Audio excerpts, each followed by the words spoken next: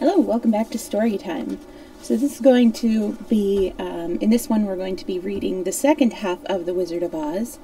I kind of expected these books to, each individual Wizard of Oz book to at least take 3 story times, but they're very small, I'm discovering.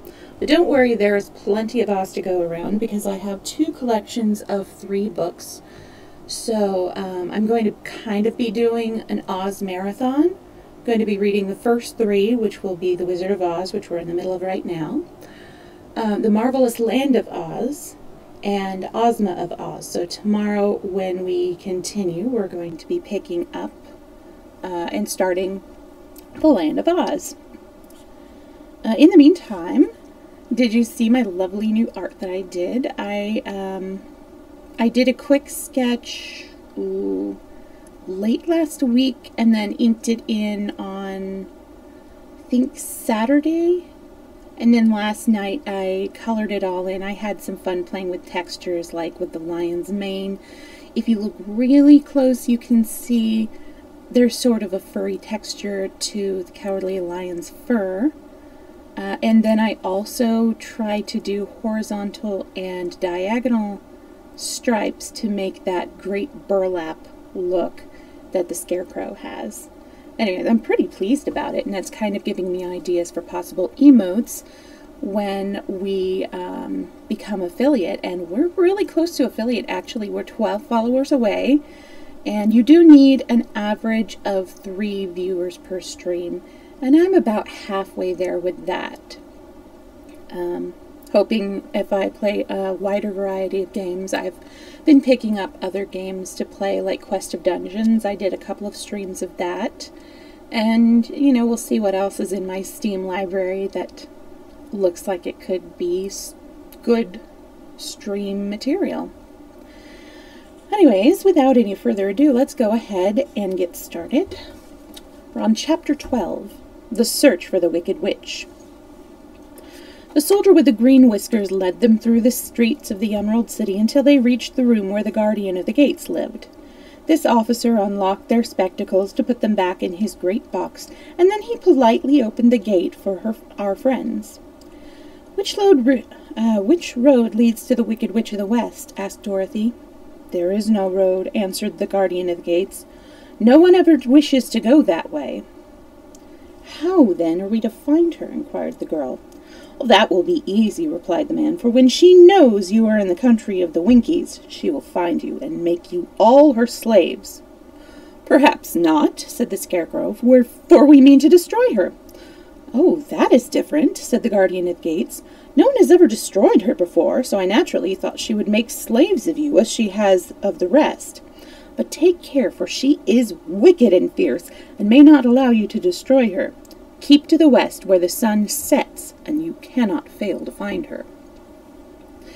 They thanked him and bade him goodbye, and turned toward the west, walking along fields of soft grass dotted here and there with daisies and buttercups. Dorothy still wore the pretty silk dress she had put on in the palace, but now, to her surprise, she found it was no longer green, but pure white. The ribbons around Toto's neck had also lost its green color, and was as white as Dorothy's dress. The Emerald City was soon left behind. As they advanced, the ground became rougher and hillier, for there were no farms nor houses in the country of the West, and the ground was untilled.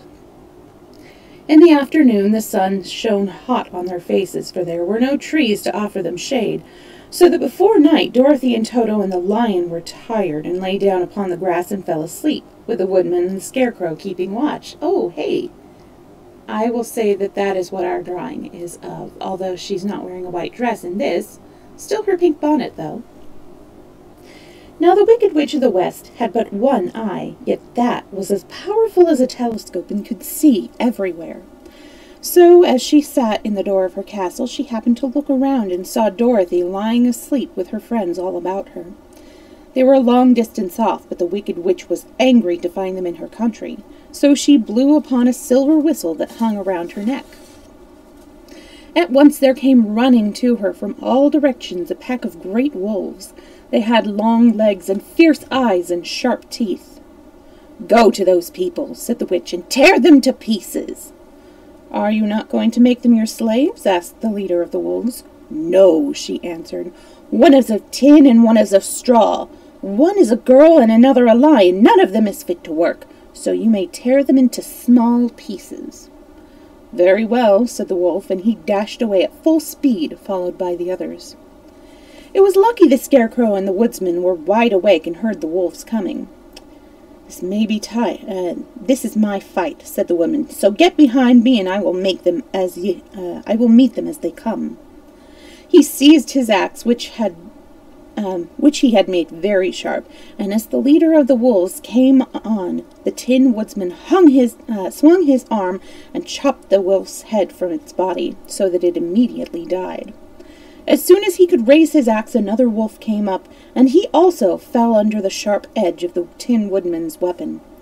There were 40 wolves, and 40 times a wolf was killed, so that at last they all lay dead in a heap before the woodsman. Then he put down his axe and sat beside the Scarecrow, who said, "It was a good fight, friend." They waited until Dorothy awoke the next morning. The little girl was quite frightened when she saw the great pile of shaggy wolves, but the Tin Woodman told her all.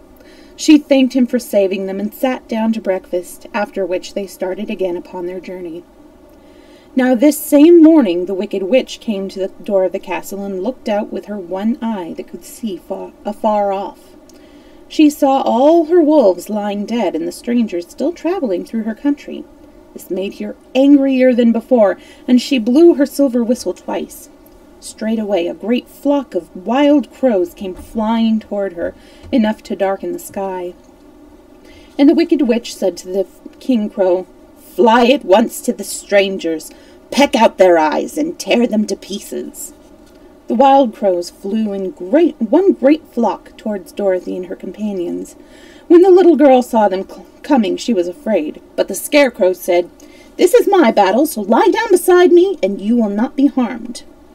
So they all lay upon the ground except the Scarecrow, and he stood up and stretched out his arms, and when the crows saw him, they were frightened, as these birds always are by scarecrows, and did not dare to come any nearer. But the King Crow said, "It is only a stuffed man. I will peck his eyes out." The King Crow flew at the Scarecrow, who caught it by the head and twisted its neck until it died. And then another crow flew at him, and the Scarecrow twisted its neck also. There were 40 crows, and 40 times the Scarecrow twisted a neck, until at last all were lying dead beside him. Then he called to his companions to rise, and again they went about upon their journey. When the Wicked Witch looked out again and saw all her crows lying in a heap, she got into a terrible rage and blew 3 times upon her silver whistle.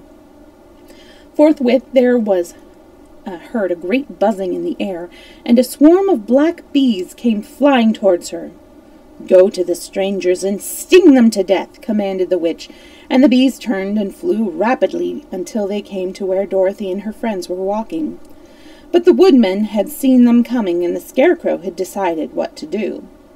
"Take out my straw and scatter it over the little girl and the dog and the lion," he said to the woodman, "and the bees cannot sting them." This the woodman did, and as Dorothy lay close beside the lion and held Toto in her arms, the straw covered them entirely. The bees came and found no one but the woodman to sting, so they flew at him and broke off their stingers against the tin, without hurting the woodman at all. And as bees cannot live without their stings, when their stings are broken, that was the end of the black bees, and they lay scattered thick about the woodsman, like little heaps of fine coal. Then Dorothy and the lion got up, and the girl helped the Tin Woodman put the straw back into the Scarecrow again, until he was as good as ever. So they started upon their journey once more. The Wicked Witch was so angry when she saw her black bees in little heaps like fine coal that she stamped her foot and tore her hair and gnashed her teeth. And then she called a dozen of her slaves, who were the Winkies, and gave them sharp spears, telling them to go to the strangers and destroy them. The Winkies were not a brave people, but they had to do as they were told. Hey, stop it. Sorry, cat fight. Let's see. So they marched away until they came up near to Dorothy. Then the lion gave a great roar and sprang towards them, and the poor Winkies were so frightened that they ran back as fast as they could. When they returned to the castle, the Wicked Witch beat them well with a strap and sent them back to their work, after which she sat down to think what she should do next.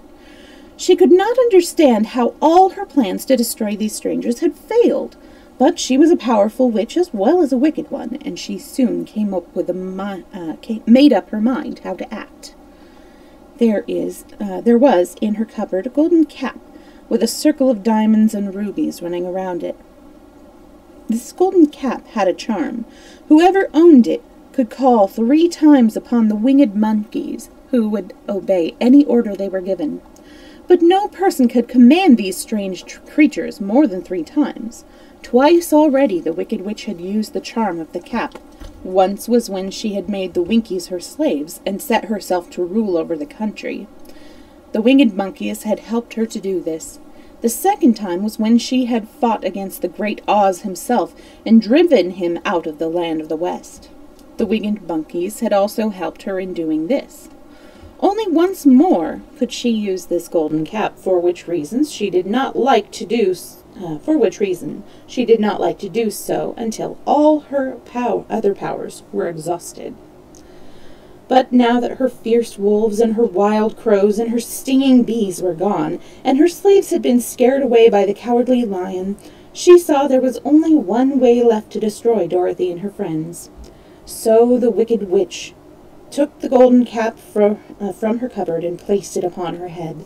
Then she stood upon her left foot and said, "Ip-pip, pepe, kake." That's interesting.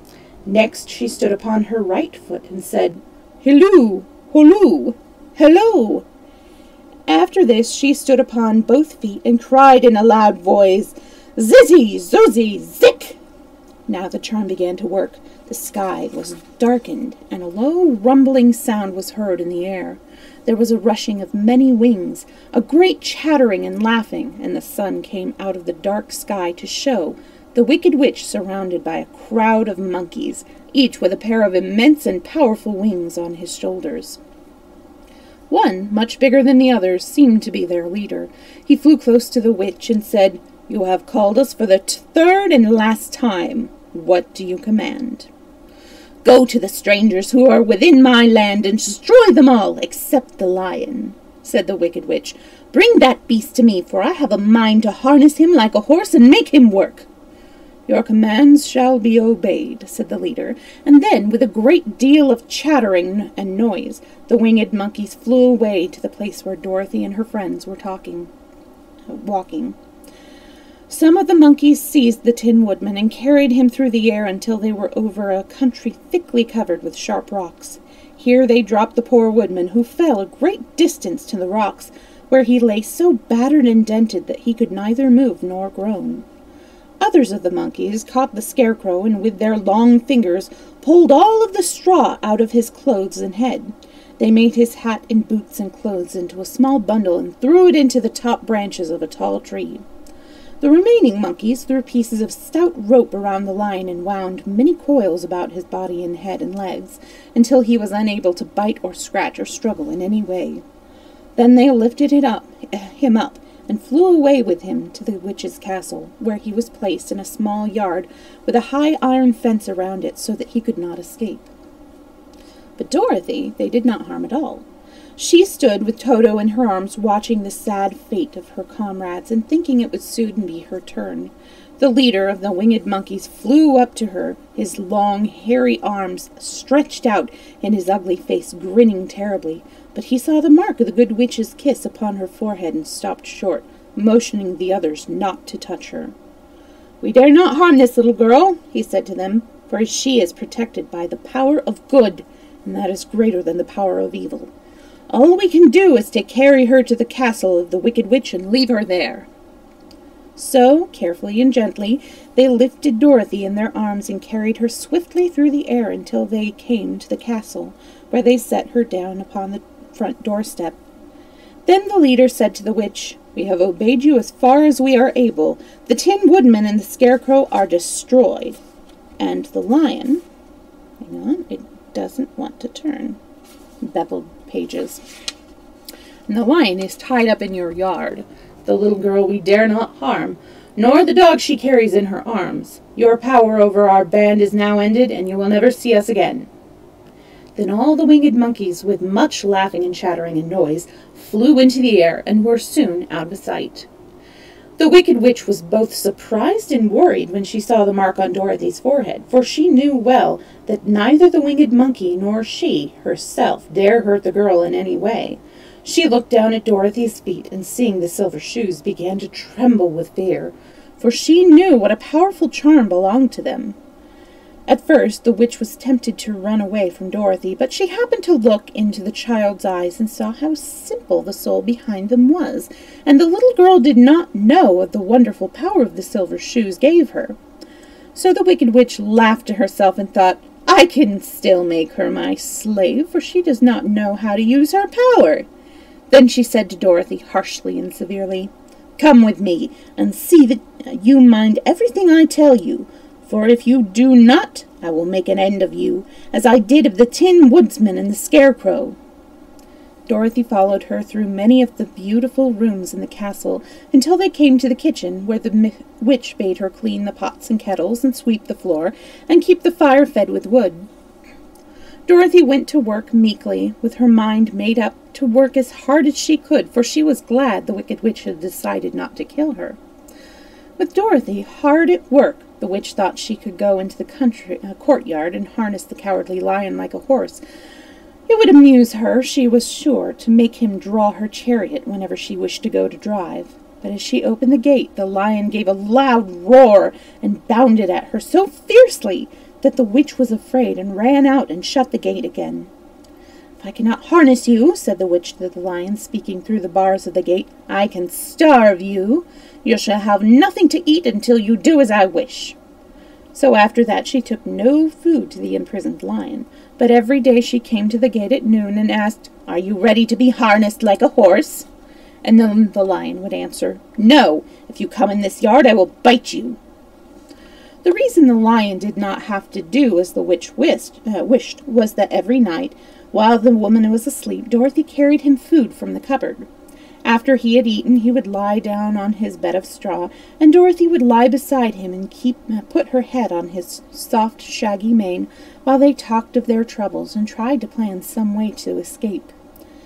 But they could find no way to get out of the castle, for it was constantly guarded by the yellow Winkies, who were the slaves of the Wicked Witch, and too afraid of her not to do as she told them. The girl had to work hard during the day, and often the witch threatened to beat her with the same old umbrella she always carried in her hand. But in truth she did not dare to strike Dorothy because of the mark upon her forehead. The child did not know this, and was full of fear for herself and Toto. Once the witch struck Toto a blow with her umbrella, and the brave little dog flew at her and bit her leg in return. The witch did not bleed where she was bitten, for she was so wicked that the blood in her had dried up many years before. Dorothy's life had become very sad as she grew to understand that it would be harder than ever to get back to Kansas and Aunt Em again. Sometimes she would cry bitterly for hours, with Toto sitting at her feet and looking into her face, whining dismally to show how sorry he was for his little mistress. Toto did not really care whether he was in Kansas or the Land of Oz, so long as Dorothy was with him, but he knew the little girl was unhappy, and that made him unhappy too. Now the Wicked Witch had a great longing to have for her own the silver shoes which the girl already wore. Her bees and her crows and her wolves were lying in heaps and drying up, and she had used up all the power of the golden cap. But if she could only get a hold of the silver shoes, they would give her more power than all the other things she had lost. She watched Dorothy carefully to see if she ever took off her shoes, thinking she might steal them. But the child was so proud of her pretty shoes that she never took them off except at night and when she took her bath. The witch was too much afraid of the dark to dare go to Dorothy's room at night to take the shoes, and her dread of water was greater than her fear of the dark, so she never came near when Dorothy was bathing. Indeed, the old witch never touched water, nor even let water touch her in any way. But the wicked creature was very cunning, and she finally thought of a trick that would give her what she wanted.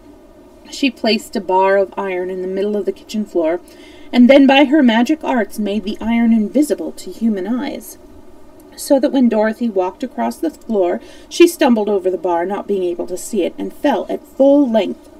She was not much hurt, but in her fall, one of the silver shoes came off, and before she could reach it, the witch had snatched it away and put it on her own skinny foot. The wicked woman was greatly pleased with the success of her trip, for as long as she had one of the shoes, she owned half the power of their charm, and Dorothy could not use it against her, even had she known how to do so. The little girl, seeing she had lost one of her pretty shoes, grew angry and said to the witch, "Give me back my shoe." "I will not," retorted the witch, "for it is now my shoe and not yours." "You are a wicked creature," cried Dorothy. "You have no right to take my shoe from me." "I shall keep it just the same," said the witch, laughing at her, "and some day I shall get the other one from you, too." This made Dorothy so angry that she picked up the bucket of water that stood near and dashed it over the witch, wetting her from head to foot. Instantly, the wicked witch gave a loud cry of fear, and then, as Dorothy looked at her in wonder, the witch began to shrink and fall away. "See what you have done!" she screamed. "In a minute I shall melt away." "I'm very sorry indeed," said Dorothy, who was truly frightened to see the witch actually melting away like brown sugar before her very eyes. "Didn't you know water would be the end of me?" asked the witch in a wailing, despairing voice. "Of course not," answered Dorothy. "How should I? Well, in a few minutes I shall be all melted, and you will have the castle to yourself. I have been wicked in my day, but I never thought a little girl like you would ever be able to melt me and end my wicked deeds. Look out! Here I go!" With these words, the witch fell down in a brown, melted, shapeless mass and began to spread over the clean boards of the kitchen floor.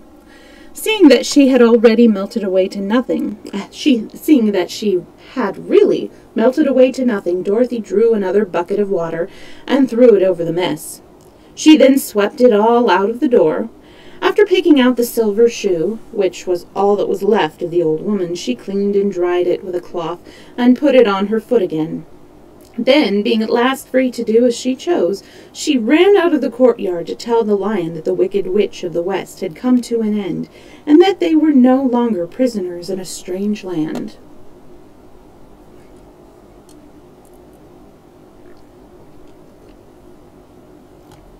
Chapter 13. The Rescue.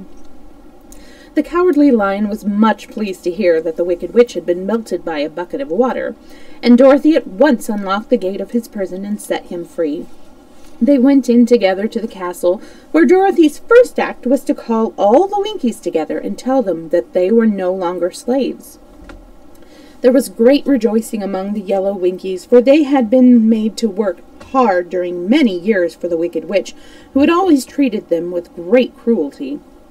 They kept this day as a holiday, then and ever after, and spent the time in feasting and dancing. "If our friends the Scarecrow and the Tin Woodman were only with us," said the Lion, "I should be quite happy." "Don't you suppose we could rescue them?" asked the girl anxiously. "We can try," answered the Lion. So they called the yellow Winkies and asked them if they would help to rescue their friends, and the Winkies said that they would be delighted to do all in their power for Dorothy, who had set them free from bondage. So she chose a number of the Winkies who looked as if they knew the most, and they all started away. They traveled that day and part of the next until they came to the rocky plain where the Tin Woodman lay, all battered and bent. His axe was near him, but the blade was rusted and the handle broken off short. The Winkies lifted him tenderly in their arms and carried him back to the yellow castle again, Dorothy shedding a few tears by the way at the sad plight of her old friend, and the Lion looked sober and sorry. When they reached the castle, Dorothy said to the Winkies, "Are any of your people tinsmiths?" "Oh, yes, some of them are very good tinsmiths," they told her. "Then bring them to me," she said, and when the tinsmiths came, bringing with them all their tools and baskets, she inquired, "Can you straighten out these dents in the Tin Woodsman, and bend him back into shape again, and solder him together where he is broken?"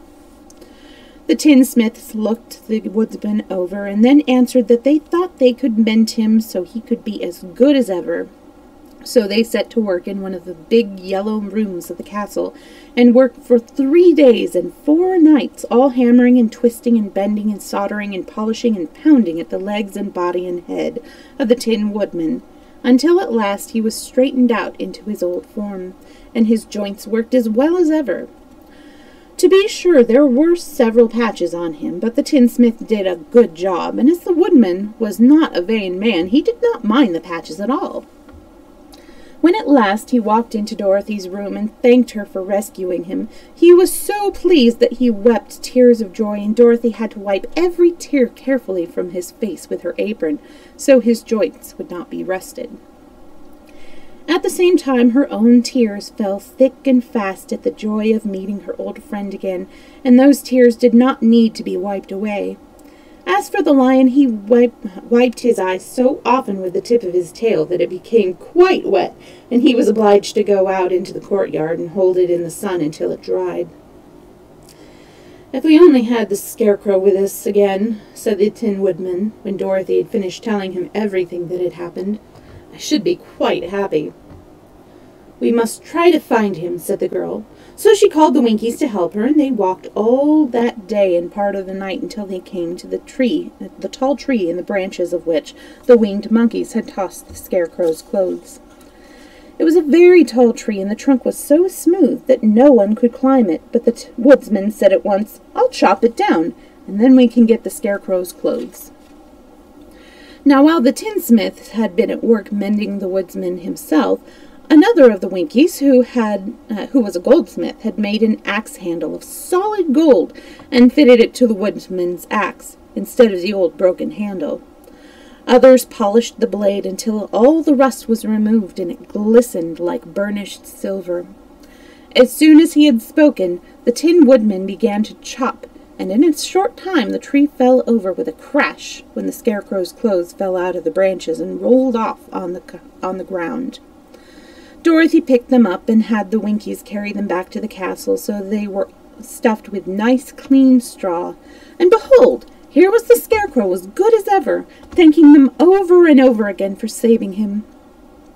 Now that they were reunited, Dorothy and her friends spent a few happy days at the Yellow Castle, where they found everything they needed to make them comfortable. But one day the girl thought of Aunt Em and said, "We must go back to Oz and claim his promise." "Yes," said the woodsman, "at last I shall get my heart, and I shall get my brains," added the Scarecrow joyfully. "And I shall get my courage," said the lion thoughtfully. "And I shall get back to Kansas," cried Dorothy, clapping her hands. "Oh, let us start for the Emerald City tomorrow." This they decided to do. The next day they called the Winkies together and bade them goodbye. The Winkies were very sorry to have them go, and they had grown so fond of the Tin Woodman that they begged him to stay and rule over them in the yellow land of the West. Finding they were determined to go, the Winkies gave Toto and the lion each a golden collar, and to Dorothy they presented a beautiful bracelet studded with diamonds, and to the Scarecrow they gave a gold-headed walking stick to keep him from stumbling, and to the Tin Woodman they offered a silver oil can inlaid with gold and set with precious jewels. Every one of the travelers made the Winkies a pretty speech in return, and all shook hands with them until their arms ached. Dorothy went to the witch's cupboard to fill her basket with food for the journey, and there she saw the golden cap. She tried it on her own head and found that it fitted her exactly.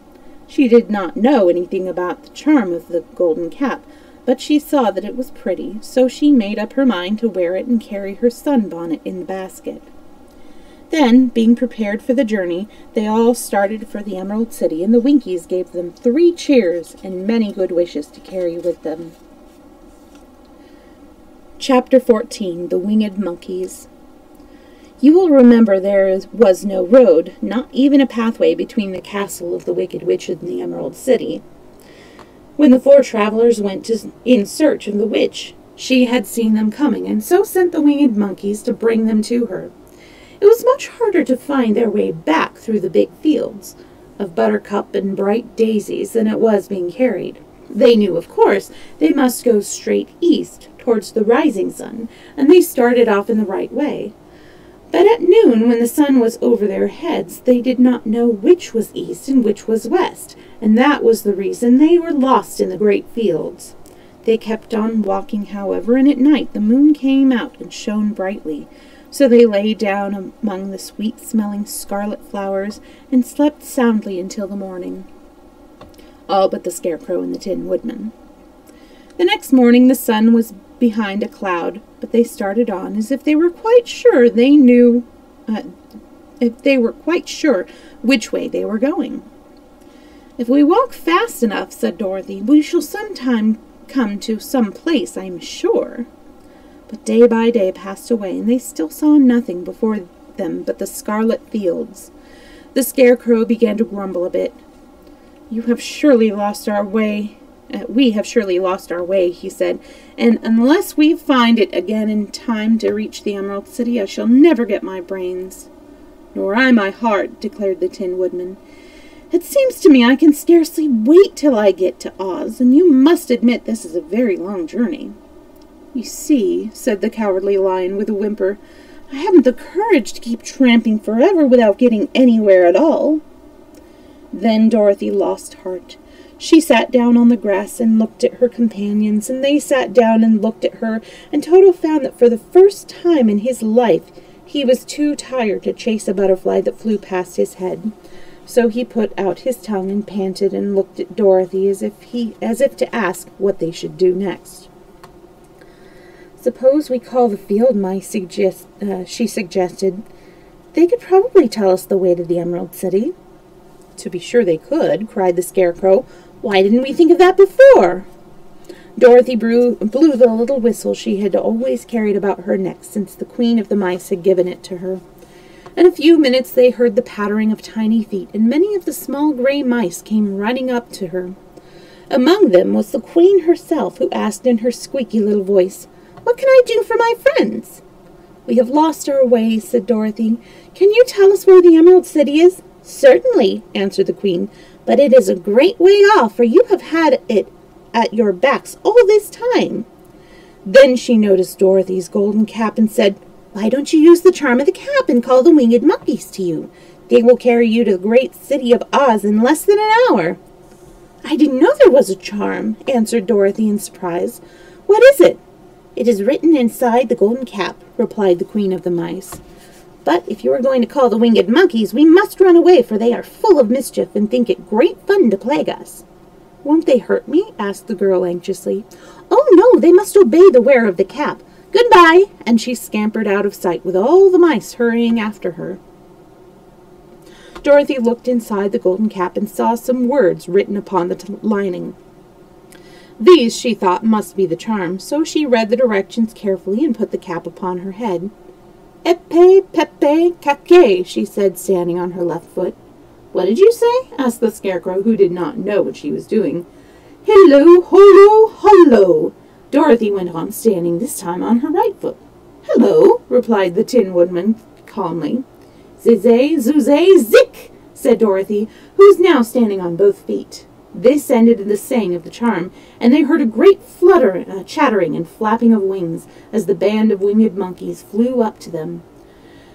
The king bowed low before Dorothy and asked, "What is your command?" "We wish to go to the Emerald City," said the child, "and we have lost our way." "We will carry you," replied the king, and no sooner had he spoken than two of the monkeys caught Dorothy in her arms and flew away with her. Others took the Scarecrow and the Woodman and the Lion, and one little monkey seized Toto and flew after them, although the dog tried hard to bite him. The Scarecrow and the Tin Woodman were rather frightened at first, for they remembered how badly the winged monkeys had treated them before, but they saw that no harm was intended, so they rode through the air quite cheerfully, and had a fine time looking at the pretty gardens and woods far below them. Dorothy found herself riding easily between two of the biggest monkeys, one of them the king himself. They had made a chair of their hands and were careful not to hurt her. "Why do you have to obey the charm of the golden cap?" she asked. "That is a long story," answered the king with a laugh. "But as we have a long journey before us, I will pass the time by telling you about it if you wish." "I shall be glad to hear it," she replied. "Once," began the leader, "we were a free people living happily in the great forest, flying from tree to tree, eating nuts and fruit, and doing just as we pleased without calling anybody master. Perhaps some of us were rather too full of mischief at times, flying down to pull the tails of the animals that had no wings, chasing birds and throwing nuts at the people who walked in the forest. But we were careless and happy and full of fun, and enjoyed every minute of the day. This was many years ago, long before Oz came out of the clouds to rule over this land. There lived here then, away in the north, a beautiful princess who was also a powerful sorceress. All her magic was used to help the people, and she was never known to hurt anyone who was good. Her name was Gayolette, and she lived in a handsome palace built with great rocks of ruby. Everyone loved her, but her greatest sorrow was that she could find no one to love in return, since all the men were much too stupid and ugly to mate with one so beautiful and wise. At last, however, she found a boy who was handsome and manly and wise beyond his years. Gayolette made up her mind that when he grew to be a man, she would make him her husband, so she took him to her ruby palace and used all her magic powers to make him as strong and good and lovely as any woman who could wish. When he grew to manhood, Quilala, as he was called, was said to be the best and wisest man in all the land, which is manly beauty, while his manly beauty was so great that Gayolette loved him dearly, and hastened to make everything ready for the wedding. My grandfather was at that time the king of the winged monkeys, which lived in the forest near Gayolette's palace, and the old fellow loved a joke better than a good dinner. One day, just before the wedding, my grandfather was flying out with his band when he saw Quilala walking beside the river. He was dressed in a rich costume of pink silk and purple velvet, and my grandfather thought he would see what he could do. So at his word, the band flew down and seized Quilala, carried him in his arms until they were over the middle of the river, and then dropped him into the water. "Swim out, my fine fellow," cried my grandfather, "and see if the water has spotted your clothes." Quilala was much too wise not to swim, and he was not in the least spoiled by all his good fortune. He laughed when he came to the top of the water and swam into the shore. But when Gayolette came running out to him, she found his silks and velvets all ruined by the river. The princess was angry, and she knew, of course, who did it. She had all the winged monkeys brought before her, and she said at first that their wings should be tied, and they should be treated as they had treated Quilala, and dropped in the river. But my grandfather pleaded hard, for he knew the monkeys would drown in the river with their wings tied, and Quilala said a kind word for them also, so that Gayolette finally spared them on condition that the winged monkeys should ever after do 3 times the bidding of the owner of the golden cap. This cap had been made for a wedding present to Quilala, and it is said to have cost the princess half her kingdom. Of course, my grandfather and all the other monkeys at once agreed to the condition, and that is how it happens that we were 3 times the slave of the owner of the golden cap, whoever may be so. "And what became of them?" asked Dorothy, who had been greatly interested in the story. "Quilala, being the first owner of the golden cap," replied the monkey, was the first to lay his wishes upon us. As his bride could not bear the sight of us, he called us all to him in the forest after he had married her, and ordered us always to keep where she could never again set eyes on a winged monkey, which we were glad to do, for we were all afraid of her.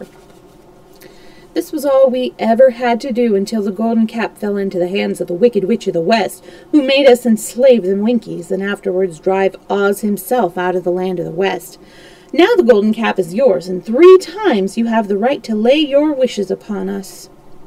As the Monkey King finished his story, Dorothy looked down and saw the green shining walls of the Emerald City before them. She wondered at the rapid flight of the monkeys, but was so glad the journey was over. The strange creature set the travelers down carefully before the gate of the city. The king bowed low to Dorothy and then flew swiftly away, followed by all his band. "That was a good ride," said Dorothy.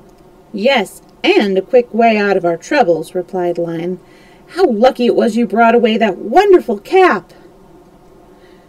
Chapter 15. The Discovery of Oz the Terrible. The four travelers walked up to the great gate of the Emerald City and rang the bell. After ringing several times, it was opened by the same guardian of the gate they had met before. "What, are you back again?" he asked in surprise. "Do you not see us?" answered the Scarecrow. "But I thought you had gone to visit the Wicked Witch of the West." "We did visit her," said the Scarecrow. "And she let you go again?" asked the man in wonder. "She could not help it, for she is melted," explained the Scarecrow. "Melted? Well, that is good news indeed," said the man. "Who melted her?" "It was Dorothy," said the Lion gravely. "Good gracious!" exclaimed the man, and he bowed very low indeed before her.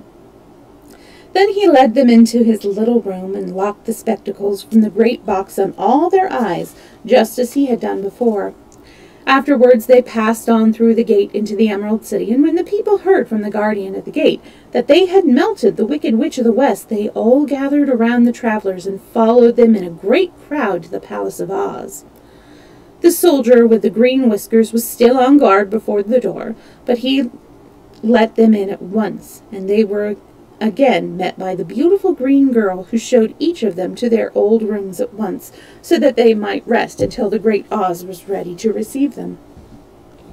The soldier had the news carried straight to Oz that Dorothy and the other travelers had come back again after destroying the Wicked Witch. But Oz made no reply. They thought the great wizard would send for them at once, but he did not. They had no word from him the next day, nor the next, nor the next. The waiting was tiresome and wearing, and at last they grew vexed that Oz should treat them in so poor a fashion after sending them to undergo hardships and slavery. So the Scarecrow at last asked the girl to take another message to Oz, saying that if he did not let them in to see him at once, they would call the winged monkeys to help them and find out whether he kept his promises or not. When the wizard was given the message, he was so frightened that he sent word for them to come to the throne room at 4 minutes after 9 o'clock in the morning. He had once met the winged monkeys in the land of the West, and he did not wish to meet them again. The four travelers passed a sleepless night, each thinking of the gift Oz had promised to bestow on them. Dorothy fell asleep only once, and then she dreamed she was in Kansas, where Aunt Em was telling her how glad she was to have her little girl home again. Promptly at 9 o'clock the next morning, the green-whiskered soldier came to them, and 4 minutes later they all went into the throne room of the great Oz. Of course, each one of them expected to see the wizard in the shape he had taken before, and all were gravely surprised when they looked about and saw no one at all in the room. They kept close to the door, and closer to one another, for the stillness of the empty room was more dreadful than any of the forms they had seen Oz take. Presently they heard a voice, seeming to come from somewhere near the top of the great dome, and it said solemnly, "I am Oz, the great and terrible. Why do you seek me?" They looked again in every part of the room, and then, seeing no one, Dorothy asked, "Where are you?" "I am everywhere," answered the voice, "but to the eyes of common mortals I am invisible. I will now seat myself upon my throne, that you may converse with me."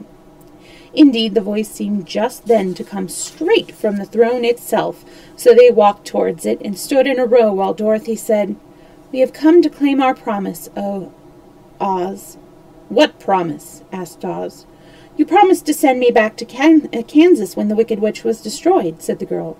"And you promised to give me brains," said the Scarecrow. "And you promised to give me a heart," said the Tin Woodsman. "And you promised to give me courage," said the Cowardly Lion.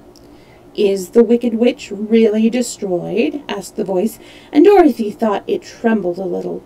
"Yes," she answered. "I melted her with a bucket of water." "Dear me," said the voice. "How sudden!" Well, come to me tomorrow, for I must have time to think it over. You've had plenty of time already, said the Tin Woodman angrily. We shan't wait a day longer, said the Scarecrow. You must keep your promises to us, exclaimed Dorothy. The Lion thought it might be as well to frighten the Wizard, so he gave a large, loud roar, which was so fierce and dreadful that Toto jumped away from him in alarm and tipped over the screen that stood in a corner. As it fell with a crash, they looked that way, and the next moment all of them were filled with wonder, for they saw standing in just the spot the screen had hidden a little old man with a bald head and a wrinkled face, who seemed to be as much surprised as they were.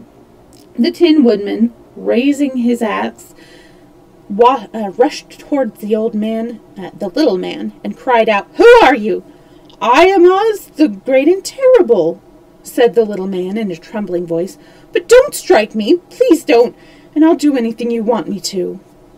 Our friends looked at him in surprise and dismay. "I thought Oz was a great head," said Dorothy. "And I thought Oz was a lovely woman," said the Scarecrow. "And I thought Oz was a terrible beast," said the Tin Woodman. "And I thought Oz was a ball of fire," exclaimed the Lion. "No, you are all wrong," said the little man meekly. "I have been making believe." "Making believe!" cried Dorothy. "Are you not a great wizard?" "Hush, my dear," he said. "Don't speak so loud, or you will be overheard, and I should be ruined. I'm supposed to be a great wizard." "And aren't you?" she asked. "Not a bit of it, my dear. I'm just a common man." "You're more than that," said the Scarecrow in a grieved tone. "You're a humbug." "Exactly so," declared the little man, rubbing his hands together as if it pleased him. "I am a humbug." "But this is terrible," said the Tin Woodman. "How shall I ever get my heart?" "Or my courage?" asked the Lion. "Or my brains?" wailed the Scarecrow, wiping the tears from his eyes with his coat sleeve. "My dear friend," said Oz, "I pray you not to speak of these little things. Think of me, and the terrible trouble I am at being found out." Doesn't anyone else know you're a humbug?" asked Dorothy. "No one knows it but you four, and myself," replied Oz. "I have fooled everyone so long that I thought I should never be found out. It was a great mistake my ever letting you into the throne room. Usually I will not see even my subjects, and so they believe I am something terrible." "But I don't understand," said Dorothy in a bewilderment. "How is it that you appeared to me as a great head?" "That was one of my tricks," answered Oz. "Step this way, please, and I'll tell you all about it." He led the way to a small chamber in the rear of the throne room, and they all followed him. He pointed to one corner in which lay the great head, made out of many thicknesses of paper and with a carefully painted face. "This I hung from the ceiling by a wire," said Oz. "I stood behind the screen and pulled a thread to make the eyes move and the mouth open." "But how about the voice?" she inquired. "Oh, I'm a ventriloquist," said the little man, "and I can throw the sound of my voice wherever I wish, so that you thought it was coming out of the head. Here are the other things I used to deceive you." He showed the Scarecrow the dress and the mask he had worn when he seemed to be the lovely lady, and the Tin Woodman saw his terrible beast was nothing but a lot of skins sewn together with slats to keep their sides out. As for the ball of fire, the false wizard had hung that also from the ceiling. It was really a ball of cotton, but when oil was poured upon it, the ball burned fiercely. "Really," said the Scarecrow, "you ought to be ashamed of yourself for being such a humbug." I certainly am," answered the little man sorrowfully. "But it was the only thing I could do. Sit down, please. There are plenty of chairs, and I will tell you my story." So they sat down and listened while he told the following tale. "I was born in Omaha." "Why, that isn't very far from Kansas," cried Dorothy. "No, but it's farther from here," he said, shaking his head at that sadly. "When I grew up, I became a ventriloquist, and at that I was very well trained by a great master. I can imitate any kind of bird or beast." Here he mewed like a kitten that Toto pricked up his ears and looked everywhere to see where she was. "After a time," continued Oz, "I tired of that and became a balloonist." "What is that?" asked Dorothy. A man who goes up in a balloon on circus day so as to draw a crowd of people together and get them to pay to see the circus," he exclaimed. "Oh," she said, "I know. Well, one day I went up in a balloon and the ropes got twisted so that I couldn't come down again. It went away up above the clouds so far that a current of air struck it and carried it many, many miles away. For a day and a night I traveled through the air, and on the morning of the second day I awoke and found the balloon floating over a strange and beautiful country. It came down gradually, and I was not hurt a bit, but I found myself in the midst of a strange people who, seeing me come from the clouds, thought I was a great wizard. Of course I let them think so, because they were afraid of me and promised to do anything I wished them to. Just to amuse myself, I keep the good people busy. I ordered them to build the city and my palace, and they did it all willingly and well. Then I thought, as the country was so green and beautiful, I would call it the Emerald City, and to make the name fit better, I put green spectacles on all the people so that everything they saw was green." "But isn't everything here green?" asked Dorothy. "No more than any other city," replied Oz. "But when you wear green spectacles, why, of course everything you see looks green to you. The Emerald City was built a great many years ago, for I was a young man when the balloon brought me here, and I am a very old man now, but my people have worn green glasses on their eyes so long that most of them think it really is an Emerald City, and it certainly is a beautiful place, abounding in jewels and precious metals and every good thing that is needed to make one happy. I've been good to the people, and they like me, but ever since the palace was built, I have shut myself up and would not see any of them. One of my greatest fears was the witches, for while I had no magic powers at all, I soon found out that the witches were really able to do wonderful things. There were 4 of them in the country, and they ruled the people who lived in the north and south and east and west. Fortunately, the witches of the north and south were good, and I knew they would do me no harm, but the witches of the east and west were terribly wicked, and they had not thought I was more powerful than themselves, but they would surely have destroyed me. As it was, I lived in deadly fear of them for many years, so you can imagine how pleased I was when I heard your house had fallen on the Wicked Witch of the East. When you came to me, I was willing to promise anything if you would only do away with the other witch, but now that you have melted her, I am ashamed to say that I cannot keep my promises." "I think you are a very bad man," said Dorothy. "Oh, no, my dear, I'm really a very good man, but I'm a very bad wizard, I must admit." "Can't you give me brains?" asked the Scarecrow. "You don't need them. You are learning something every day. A baby has brains, but it doesn't know much.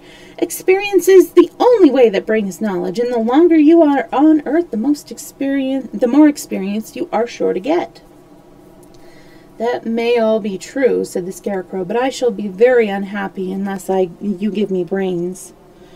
The false wizard looked at him carefully. "Well," he said with a sigh, "I'm not much of a magician, as I said, but if you will come to me tomorrow morning, I will stuff your head with brains. I cannot tell you how to use them, however. You must find that out for yourself." "Oh, thank you, cried the Scarecrow. "I will find a way to use them, never fear." "But how about my courage?" said the Lion anxiously.